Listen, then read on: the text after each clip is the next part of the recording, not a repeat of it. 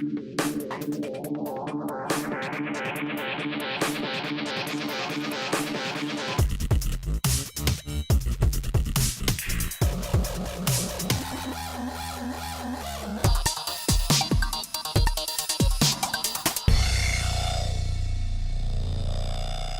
of the most common objections that somebody will bring up when you're talking about the afterlife, or you're talking about such a place as heaven and hell, they'll say, well, I think that I consider myself to be good enough. If there was a heaven and hell, I think that I would get into heaven. And so really the issue here is that they don't have a proper understanding of just how debased they truly are in God's perspective. And so, you know, another human being, this fellow person, they might seem like a pretty good person in my eyes, but what is the measure of good? What standard are we going off of here? And so really all you have to do with this person is bring up not some personal standard, but God's standard. And what is God's standard? Well, we've got the commandments. And so in Romans chapter 3, verses 19 through 20, you could take note of it, you could take a look at it.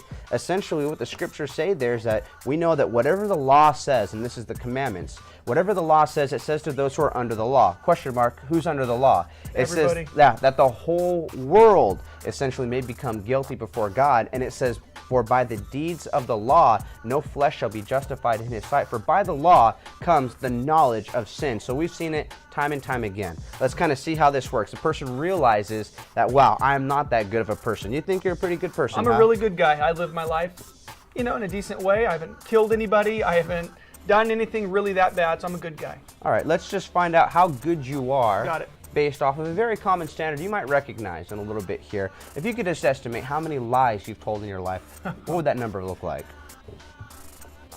I'll round it out at 10,000. Okay, all right. Well, you tell me, what do you call somebody that tells lies? A liar. That's right. And so I'm not calling you a liar, but you are a self-admitted. You've admitted to it, you are a liar. Have you ever stolen anything before, regardless of the value? Sure have.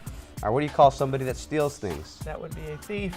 That's right. So far you would be a self-admitted liar and a thief. Just a couple more. Have you ever used God's name in vain, throwing his name around carelessly? Oh my, and then you filled in the blank. It's been a long time, but yes, I have. All right, this is blasphemy. God takes it very seriously. Just one more for you. Imagine you know that it's wrong to commit adultery. Right. All right, well, Jesus, he takes it a step further, and he says, you know, whoever even looks at a woman to lust for her has committed adultery with her in his heart. So as a red-blooded male, have you ever in your life looked upon someone of the opposite sex with lust? Definitely have. All right, and so according to Jesus, you would be an adulterer at heart. So a moment ago, you told me that you would consider yourself to be a good person. But really, it doesn't matter how good you are in my eyes, in your own eyes. It matters how good you are in God's eyes. And so he has a standard you might recognize. We're going off of the commandments there. And if you found yourself standing before God, he would see you as this. And let it really hit home. A self-admitted liar, thief, blasphemer of his name, and adulterer at heart. Does that sound like the definition of a good person? No, it doesn't. No. You're a violator of God's law. Those that are guilty of violating his law deserve to go to hell. But at this point, you get to share with them that although every man deserves to go to hell based off of that standard, not every man will go to hell. And you share with them how they could become one of those that will go to heaven through the power of the gospel.